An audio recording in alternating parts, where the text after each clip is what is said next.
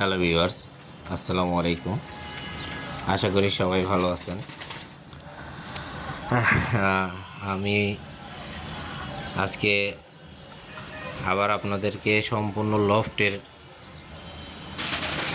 বর্ণনা দিব, যে লফটের কী অবস্থা।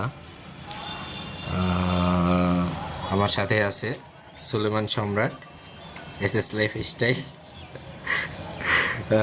সে এগুলো তারই কবুতর, সবগুলোই তার দাদির দেয়া তাকে। আমার আমার বলতে আর কিছু নাই, সবই সুলেমান সম্রাটের। তো কথা হচ্ছে যে মেইনলি হচ্ছে আমাদের বারান্দার অবস্থাটা দেখেন, সম্পূর্ণ ক্লিন হয়ে গেছে। বারান্দাটা মানে দেখতে এখন ভালো লাগতেছে, হাঁটতেও ভালো লাগতেছে। আর কবুতরের লফট মাশাআল্লাহ মোটামুটি সম্পূর্ণ পরিষ্কার করা হয়ে গেছে। সব জায়গায় প্রত্যেকটা খাঁচায় মোটামুটি পরিষ্কার করা আছে। আমরা তো প্রত্যেক দিন পরিষ্কার করার সময়টা হয় না, দেখা যায় যে সপ্তাহে একবার করে পরিষ্কার করি আমরা। এর ভিতরে হচ্ছে আমার সব থেকে বড় আশা অথবা চাওয়া অথবা আমার যে এক্সপেরিমেন্ট, কাগজি মাদি ও কাগজি নর ও জাক মাদি, এরা অবশেষে এরা ডিম করছে।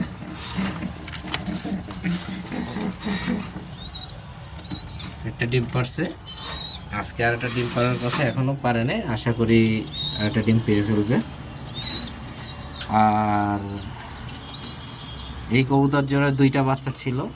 একটা বাচ্চা, বড় বাচ্চাটা আমার ছিল অনেকদিন অসুস্থ ছিল, দুইবার অসুস্থ হয়ে পড়ে।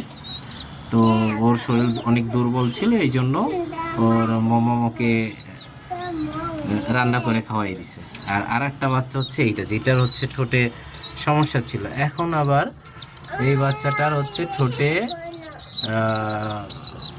মশায় কামড়াইছে। এখন দেখা যাক, এখন ও একাই আছে ওর বাবা মার সাথে, মোটামুটি ভালো অবস্থা আছে, একটু বড় হয়ে গেছে। আল্লাহ রহম করলে ও বড় হবে, ওকে রেখে দিব। আর এই জোড়া এই একই সাথে জোড়া দিছি, এই জোড়াও জোড়া দিলাম আর এই জোড়াও জোড়া দিলাম, কিন্তু ওদের কোনো ডিমের আশাই নাই, সম্ভাবনাই নাই। দেখি কি অবস্থা। তো আর তারপরে হচ্ছে আমার গোল্লা কবুতরের বাচ্চা দুইটা, মাশাল্লাহ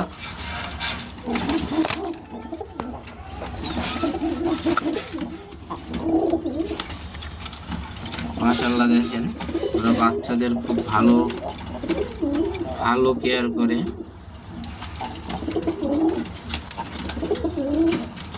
মারামারি করতেছে, সরি সরি ভাই, সরি।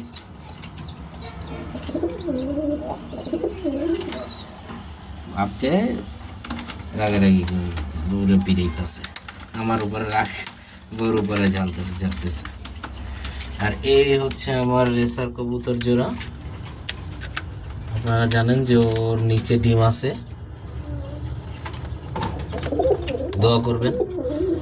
আমার মেইন হচ্ছে এই কবুতর জোড়ার বাচ্চা কেমন হয়, আর কাগজি নর আর জাক পায়রির বাচ্চা কেমন হয়, এইটা হচ্ছে অনেক বড় কৌতূহল আমার মনে, যে আপনারাও জানার জন্য ভিডিওর সাথে পেজটা ফলো করে আমার সাথে থাকেন, সাপোর্ট করেন। দেখা যাক। আর আরও একটা খাঁচা আমি দেখছি এক জায়গায়, নিয়ে আসবো, একটু সময় লাগবে। তারপর হচ্ছে যে বলছিলাম যে খাঁচাটা বানাবো, ওইটাও আর সময় লাগবে, ধীরে ধীরে।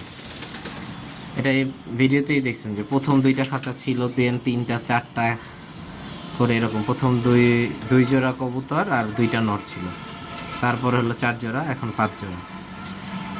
এভাবেই দোয়া করবেন সবাই, মাশাল্লাহ বলবেন, আল্লাহর অশেষ রহমত।